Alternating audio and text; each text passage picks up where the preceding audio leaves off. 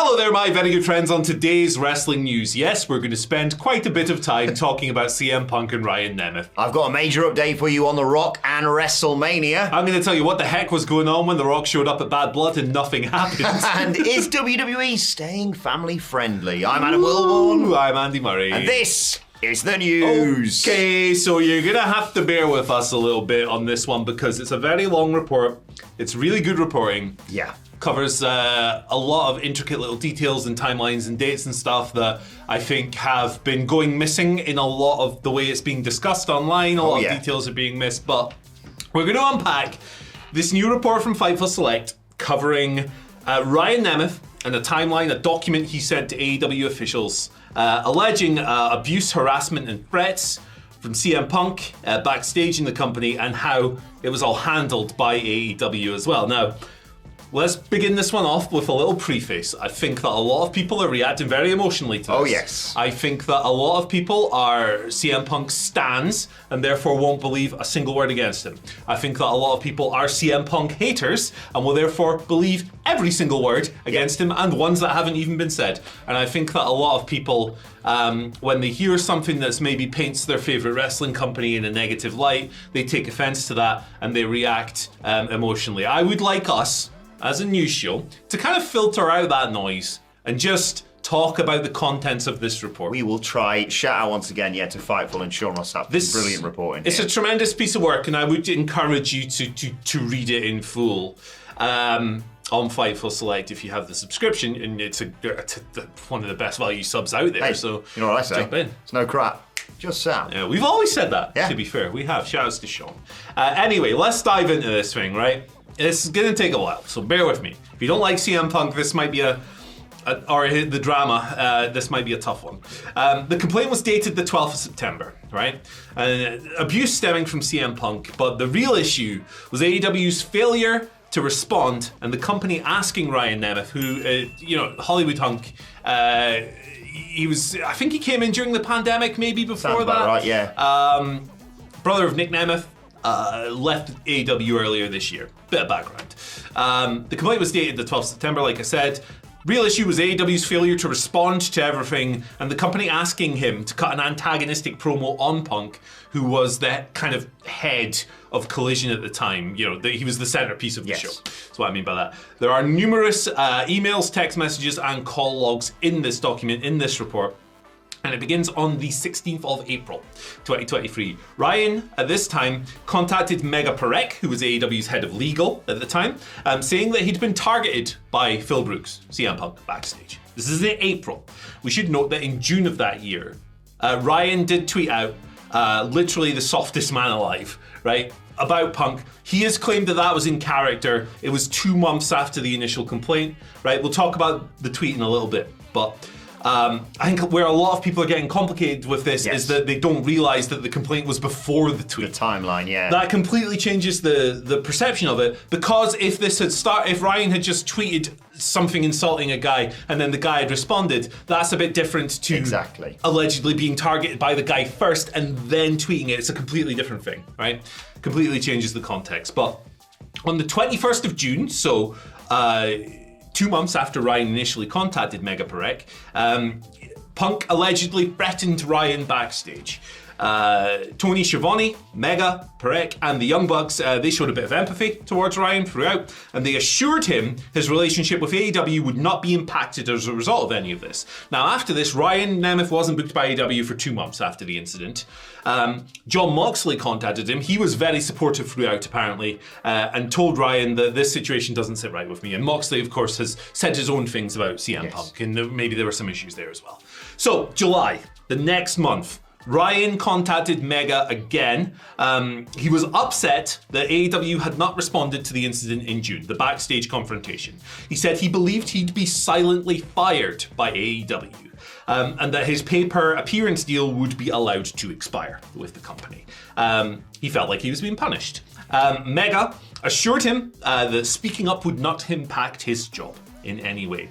Fightful had reported that the Punk confrontation stemmed from that tweet calling him the softest man alive, which again Ryan has claimed was in character. And again, we must stress that tweet came after the first complaint. Yes. The first note of alleged abuse backstage in AEW. August the 12th, Ryan's finally booked. He goes to Greensboro, to the venue, and he is asked to leave. Pat Buck, who is like a producer / agent in AEW, apparently told Ryan that there'd been some travel confusion. But then the story changed and he confirmed that Punk had asked Ryan be removed from the building. At the time, numerous AEW sources confirmed this to Fightful. Several talent had actually been kept off the show, and we've heard all the reports of Punk keeping people away from Collision while he was there, including Christopher Daniels, the head of talent relations. Yes. We've heard these reports. Ryan says he has audio recordings of interactions from that date, from that incident. So maybe that's something that he'll put out there one of these days, who knows. Ryan contacted Mega Parek again. He was flown to a show on the 16th of August, 4 days later after the incident. He was told to verbally antagonize CM Punk in a promo for the live crowd that would be taped for programming. What? Yes. What? Why would they ask him to rile CM Punk up? I don't know, but that's part of this. Please bear with us. There is a lot to this, and I think it is very important to cover every detail because I don't want to be one of those people out there who just goes, I hate this person, blah, blah, blah, blah, blah. I've read one paragraph of this and that's formed my entire opinion on it. Yeah, exactly. I want to do it justice and I want to do the good reporting justice here. Cut this promo, they said to him. Ryan spoke to legal and HR that day, and after that, he felt there was no appropriate response to anything in that situation. And I agree. If that's the version of events that's correct, yeah, fair enough. So, around about this time, Mega Parek actually ended up leaving AEW legal quite abruptly. After this, Ryan was dealing with Chris Peck, we'll talk about him throughout, and Margaret Stalvey. After Punk had his Jack Perry incident, Ryan was asked to speak to outside legal counsel who were investigating the Jack Perry incident, which we all know about. Ryan said that he'd been speaking up regarding the patterns of behavior for months, but he was concerned about becoming a fall guy for the whole situation. This conversation was more about determining what was going to happen with Punk going forward in AEW rather than resolving any issues between him, Ryan, and the company. Yes. It should be noted. Ryan was again told that his contract would not be allowed to expire. So, when was the Punk? It is in August. August, yeah. So bleeding into September, October, perhaps. In November, Ryan worked for AEW for the last time. He claimed he believed that AEW and Tony Khan would hold him responsible for having to fire Phil Brooks. His deal expired with AEW in March 2024, and it's noted that Sonjay Dutt had made some creative pitches for him, but they were ignored. Later on, Chris Peck, the AEW legal guy, coming back into the story here, he sent a settlement offer worth about 3 years of salary, but the condition was that he'd have to sign an NDA, so he can talk about the situation, legally binding thing. Ryan was very appreciative of this offer, apparently. He wanted to discuss it, but legal counsel then said the offer had been pulled and it was no longer on the table. So his version is that he wanted to discuss it, the offer was then pulled away, basically. Ryan claims that he told Chris Peck that he'd be placed in Peck told him, that he would be placed in an antagonistic position to Mega if things ended up escalating to arbitration. But Ryan, Nemeth, said that he always had a good relationship with Mega Parek.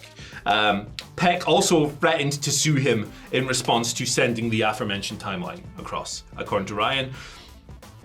NDA being attached to this, what does that tell you? That tells me that AEW didn't want any of this getting out. Exactly. Right? Otherwise, why would you put an NDA on the offer?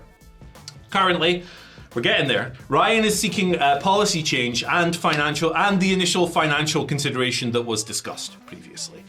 He has met with mental health professionals on the matter, and he says that AEW has a roster full of amazing people who deserve a safe environment. Now, he doesn't necessarily believe that CM Punk was the catalyst for the environment becoming unsafe, so he's not out here calling these guys, he created all these problems. He said that he doesn't believe that Punk was the guy who started everything, basically. He thinks it would likely be somebody else in AEW who did that, but he says those claims specifically fell on deaf ears to Peck and AEW, and others have also communicated these issues. Now, according to Fightful, Ryan did speak to Tony Khan and other people in AEW a few months ago. Khan had entertained the idea of Ryan returning, but Ryan did not wish to. And if his version of the story is accurate, I certainly can't blame him. No surprise there. Fightful reached out to AEW on the matter, but they've not heard back as of yet. I have spoken for about 10 minutes there, brother. I would like to hear your thoughts. Well, this is the thing. I want to give my thoughts, but I also don't really want to stir the pot already more than it has been already online. Like you say, you need to. I saw your tweet this morning, or from last night. I saw it this morning, all about the situation. I was like, "What's all this about?" Yeah.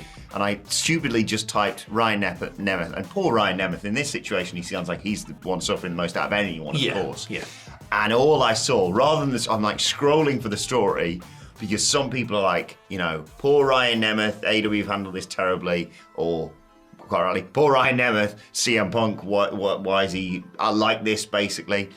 It's already been discussed far too much. I think the only thing I'm really going to say about this is if this version of events is true, it's just been so poorly handled by AEW. Another situation around CM Punk, and you can say what you like about how CM Punk acted within AEW. I think, even the biggest CM Punk stan, Michael Hamfler, would say that he's not handled things well. He's tidied his act up since going to WWE, by all accounts. Yeah. But it did not sound like, following basically Brawl Out, and maybe even prior to that it was not a happy place for him backstage. Yeah. And the wild thing is, let alone the sort of disregarding of these reports from Nemeth and the sort of, was it silent firing? The phrase that he used? Yeah. He's warned on numerous occasions there about becoming the fall guy, and then they just they book him in, what was it, November last, and then leave it 4 months and let his contract sort of slowly expire, and then basically try and say, if you shut up about it, we'll pay you for 3 years. Yeah, that's essentially what's happened there. Like, it does strike me he's coming across as the fall guy for all this. I agree. I agree. It just, the whole situation sucks, and I think even the biggest AEW stan can listen to what they've said here, and regardless of how you feel about Nemeth or Punk, you cannot deny that they've just handled this so badly, and it's a recurring issue now, it seems. Yeah, I agree. And look, I'm aware this segment has been quite long, but this is a very complex issue, and I think it deserves... Brilliant reporting again from Sean Ross. Maybe we should have just done the whole news video on this story. But no, I completely agree with you. I think that a lot of these issues, and look, the problems that... Obviously, there was a bit of discord between CM Punk and AEW leading up to the Brawl Out, right? And all of that stuff in 2022, and there were elements that did not combine well, and people acted out, and fists were thrown. And look, I do believe that you should be able to go to work and not get punched in the face at the end of all of it. And I have never taken sides on any of this nonsense between the Punk and the Young Bucks and everything else. Like, I don't like forming firm, you cannot break my stubborn stance on incidents that I was not there for. No. And I won't do that.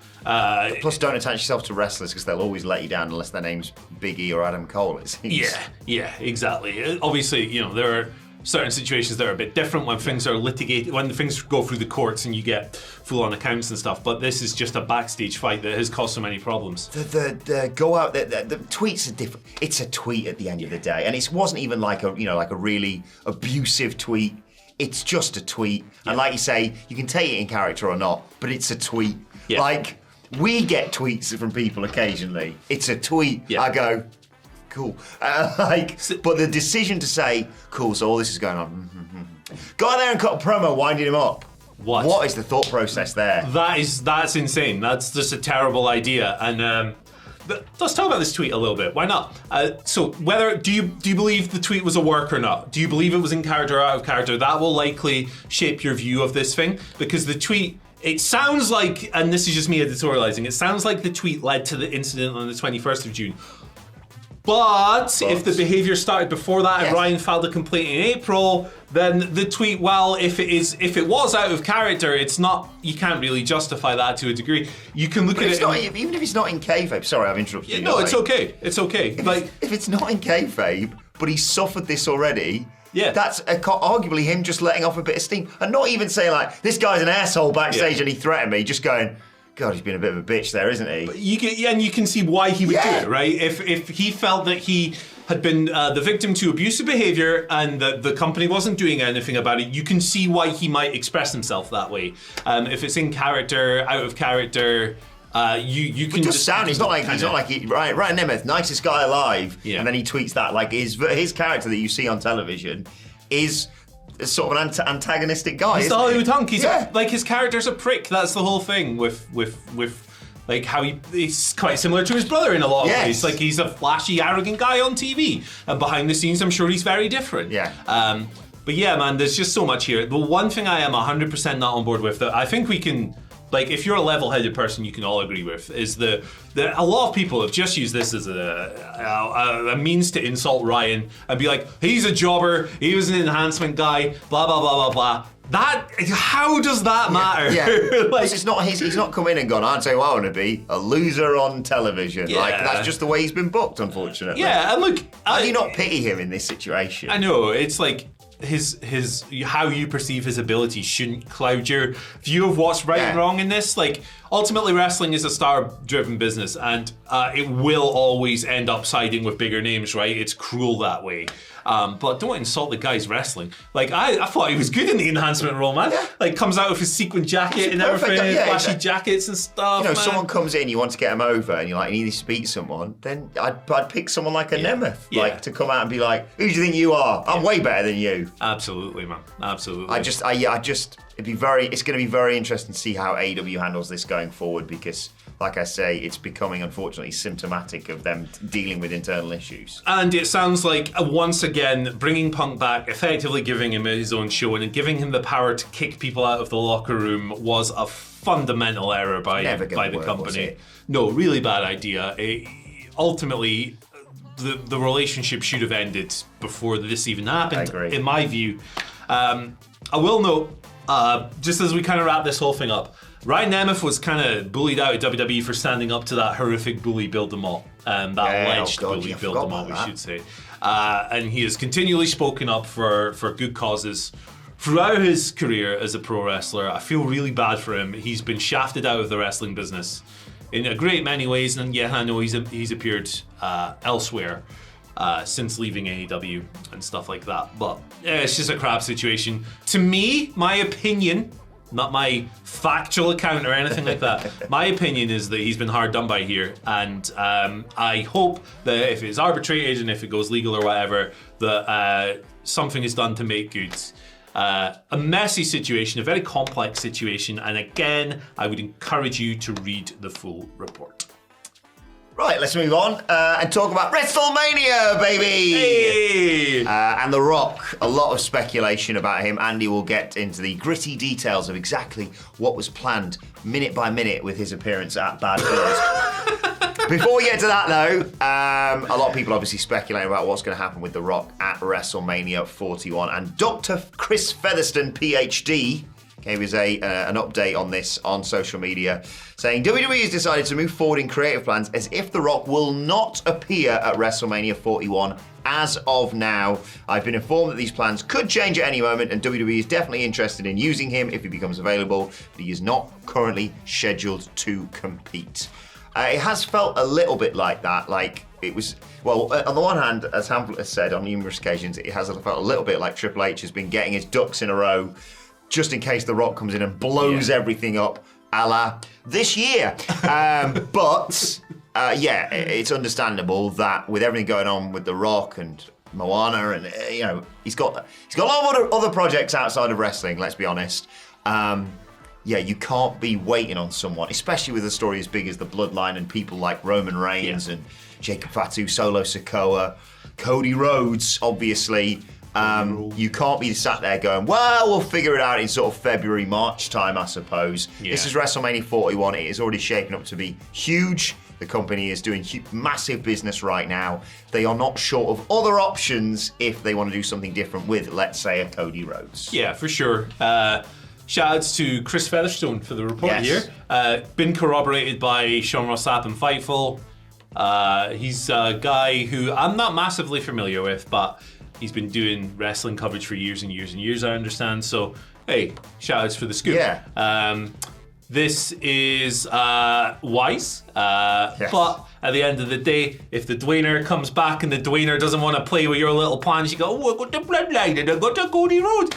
He's just going to smash it up, isn't he? He almost derailed the plan after the Rumble this year. After Cody Rhodes punched his ticket to the main event of WrestleMania, he came in and went, yeah, let's not do that. Yeah. And they almost did, let's be honest. We've all watched the documentary. I mean, that version of events is slightly different. But we all know that the fans, we want Cody not been such a huge thing, I think we'd have probably seen Roman versus The Rock, and Cody would have been like, yeah, go and work on it, Seth Rollins. Because that's the belt you've always wanted. That's what you were talking about, right? Yeah, you've been talking about this all along, Codeman. It's very funny. It's all very funny. And I look forward to whatever backstage shenanigans The Rock pulls on the road to WrestleMania. What's it going to look like? We got into the Netflix era. It's going to be insane. I love The Rock, so I'm all for this. What happened at Bad Blood, Andy? Nothing. Right, that makes a lot of sense because nothing's happened since. Yeah, this is kind of follow-up report from Fightful on The Rock situation. The Rock showed up at the end of Bad Blood, stood there, and it was like, The Rock is back. The Rock is back. Here we go. Here we go. Yeah, WWE had nothing specific planned for that. They just did it. They just did it. It was just done to get him on the show. It was a cool ending, definitely. Apparently, Cody Rhodes and The Rock also filmed something at the premiere for Moana 2, but there's no word on what the footage was done for or if it will even be released. Hopefully a duet of You're Welcome. I was about to say them arm in arm singing You're Welcome. Yeah, that's what Dwayne sings the night after he beats Cody Rhodes, vacates the title and goes back to Hollywood. That's honestly, genuinely, that's my perfect version of events. Oh my God, it'd be so funny. The one thing this era of wrestling really misses is like a disaster. We haven't had one since the Rubber Chicken, and we kind of need one. We kind of need one. There you go. They had no plan for that. I'm not really surprised, like I say. How long? Bad Blood was a couple of months ago, was it? Oh, my brain's mush. But it felt like if something was going to happen following that, it would have happened in the following 2 months, or at the very least at Survivor Series when all the Bloodline stuff's going on. And yet here we are. Look, I still, I don't know whether it's more hope than expectation, or I still think The Rock's going to be coming back for WrestleMania season. Yes, he's busy with Moana, but they're doing the live motion, what's it called? Live action Moana that they're filming. Moana 2 is... I didn't know they were doing that. Yeah, there was a photo that did the rounds of him in the full outfit for the character. I haven't watched Moana properly. The first one rules, man. Yeah, it's really good. I'm saving it for when Eric's a bit older, because I want to watch it with him for the first... I sort of know about it. I've seen bits of it. I've seen the Flight of the Conchords bloke's song as well, which is class, and obviously I've seen the You're Welcome bit. You're Welcome's really good. Yeah, a continuation of The Rock's just stellar music career. Yeah, indeed. Spitting fire on that rap song that he was on. Yeah, don't listen to that in 2024. Oh boy, that's going to be our warm-up music for the Christmas party later on. Maybe. Yeah, he knows a lot of languages. The Rock, he sure does. But cut. He's. Like you say, he has the power to do it as well with the involvement with Tico and Endeavor, etc. He could just turn up in February and go, "You're welcome." Look at you now, boy, and decide he's working Gunther. He could decide anything basically, but it makes sense for WWE to continue as planned, because otherwise Cody's going to be there going, "We've got no one to fight at WrestleMania now. I thought I was going to face The Rock. What do you want to do? Help!" It's going to be also makes things a lot more interesting, as one of our colleagues, I can't remember which one, I think it was Hamlet, tweeted for Saturday night's main event. There's now a lot more confidence in my head that KO may take the title away from Cody there. And maybe Sammy wins it at Mania. Oh boy, Jesus Christ! I mean, that's really good, because then you could do Cody versus The Rock with no belt. Yeah, or just replace The Rock with Jake Paul. Either or. Anyway. I alluded to... this has been a long-ass video. Yeah, but it's been... I felt like we needed the second half of this after the first half, but the first half, brilliant reporting yet again. Definitely. What is going on with WWE and the whole PG, TV 14, mature, blood, all the sex stuff going on. B&B, blood and boobs. Yeah, lots of speculation about them moving to Netflix and just going hog wild, basically. But clarification from Nick Khan at a media event in Los Angeles.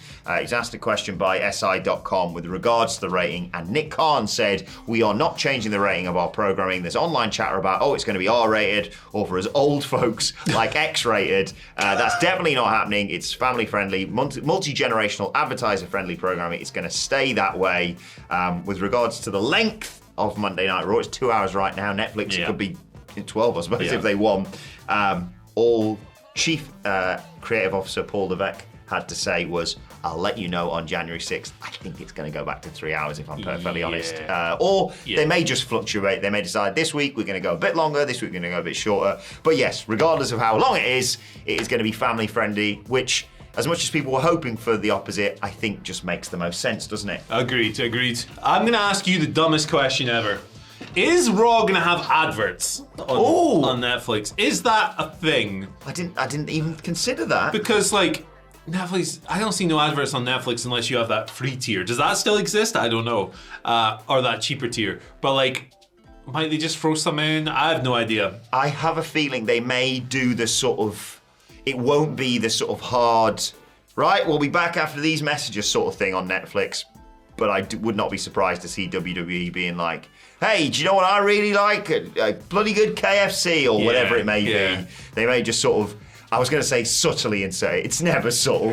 It's someone dressed up as the Colonel wrestling a match sometimes. Which was fun, to be fair. I was into it. But I think, they are literally printing money right now, and they're not going to stop that. The Netflix deal is what it is, so it's not like they have to do more advertising. But it just feels like they're just a juggernaut now, aren't they, right now? Business machine. And Nick Khan is like a huge reason for that. Yes, absolutely. He's quite lucky in a lot of ways, because like Triple H is the public face of the company, and like good or bad, it gets thrown at Triple H. When it goes good, Nick Khan's just in the background counting his money. If something goes wrong, he's like, the other guy's getting the flack. So, all these releases. Nick Khan's little spreadsheet, get rid of that guy. Who's this guy on the line here? I was looking on WrestleTix the other day for some, I think it was the Deadline ticket sales or whatever it may be. Just scrolling down, there's Dynamite, there's Raw, Royal Rumble. Tickets distributed already, 45,000. Jesus Christ. Jeezy people. They are set for 2025. Rolling on dubs. As much as yes, we are children of the Attitude Era, and we all remember what it was like with slightly rose-tinted glasses, let's be perfectly honest. The way it is right now is working so well for them. Why would they suddenly be like, make sure your kids can't watch this? Just wouldn't make any sense. It's good for advertisers, man. That's the end of the day. So hey, there'll be a bit of blood. There'll be a bit of effing and jeffing. Jada Parker dropped one on NXT, of course. She did. But I think that's and I think that also almost keeps that special. You know, the double juice in Hell in a Cell was really good, because we just don't get it every week. Hell yeah, brother. That was such a refreshing change of presentation. Like when it happens, you're like, oh my god. Yeah. I think it's good that AEW has the limits to go more ultraviolet. I want differences. Definitely. There should be different products marketed to different people. AEW should not go down the route of marketing to everyone. It should be more of a niche product, in my opinion. I know that's not a very popular one, but I think it should be. I agree. And I think that WWE should be the Marvel Cinematic Universe of pro wrestling, as it transpires. Let's hope it doesn't go that way. Hey, long term. It's been a long video, but thank you for persisting. This was a really enjoyable one. A lot of high energy. It won't be like this tomorrow, because it'll be the day after our Christmas party. But regardless, bang! Check out this video right here for the time being. See you later. Bye. Bye. Thanks for watching to the end. See you in town later.